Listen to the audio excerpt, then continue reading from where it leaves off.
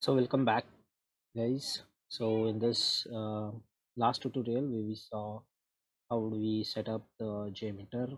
We set the Jmeter path, the Jmeter plugin, and how we can run this uh, Jmeter. Okay, and now in this tutorial we will see how one can send a REST request from Jmeter.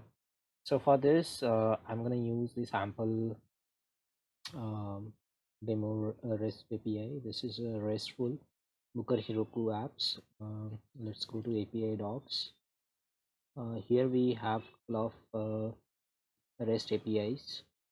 For example, create booking, update booking, delete or partial update booking. So first we'll see the get booking API. So this is the API. Let me open this, and here we get the bookings ID. For example, if I give the booking ID 1 teapot, if I give it 2, I'm getting teapot 3. So likewise we can check. For example, if I'm giving this booking ID, we'll see this how we can send it. So I already launched this Jmeter.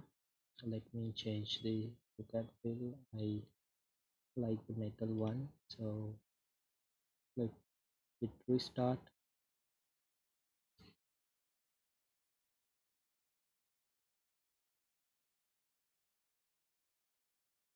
So Jmeter has launched. Let me maximize it. Let's save this plan to some location. Let me save it to documents. I already have it, or maybe I'll go here. Jmeter scripts. Okay. Uh, so restful. Okay. Let me save this another.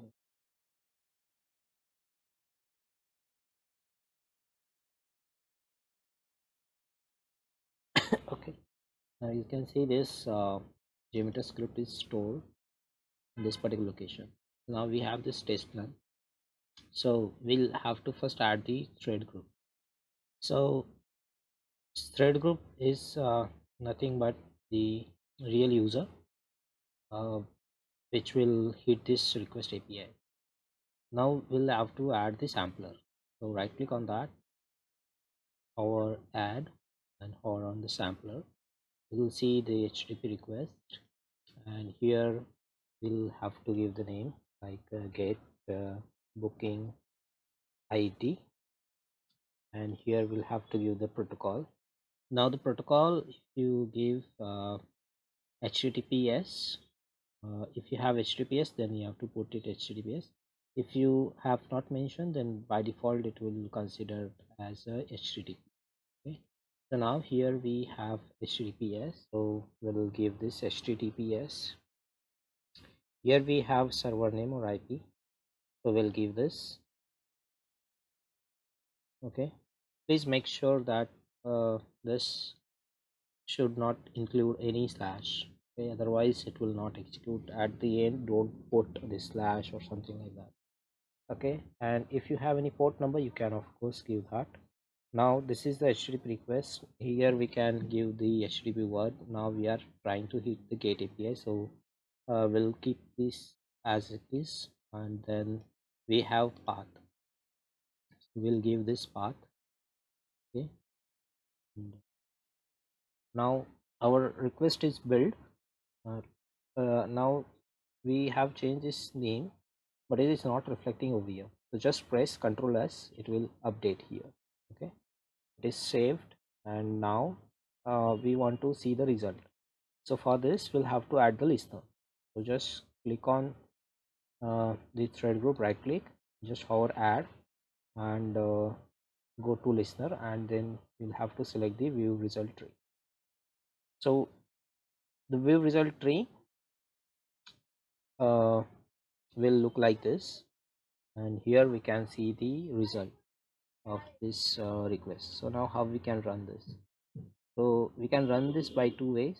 So if we click on this start button, it will execute all the thread groups present on this plan. But if you want to execute individual, then we'll have to right click on this thread group and then click on start.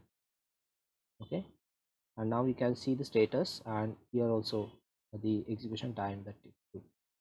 So we'll click on this view result tree, and here it says the 404 not found.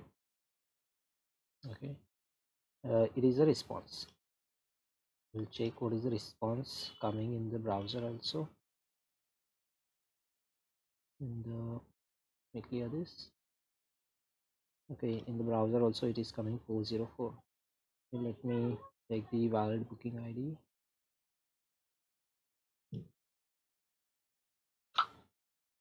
And we're also giving the 404, 418, something else.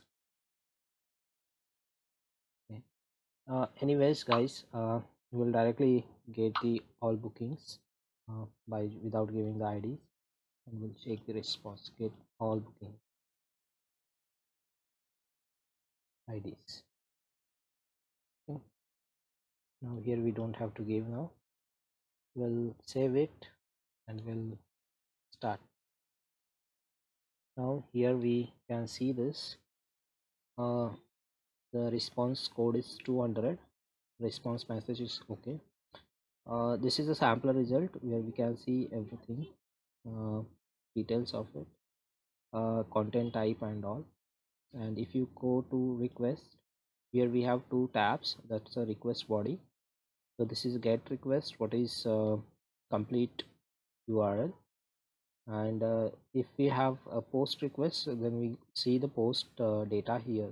Okay, and it is, and in the second tab we can see the request header, what is being sent. If we have sent any request headers, then it will show here. By default these headers will be there. And in the response data also we have two tabs, just like a request. So here we have a response body and a response header. So we can see this response body and response headers. Okay, now as you can see, this response body is showing like this, but it's not beautified. Okay, so how we can do this? So we'll have to add the plugin. So we'll have to go to plugin manager, go to available plugin, and here you can type JSON normal plugin deprecated, then select this, and just change the window size. Now apply changes and restart Jmeter. Let it download this. And once it started, we'll add the component.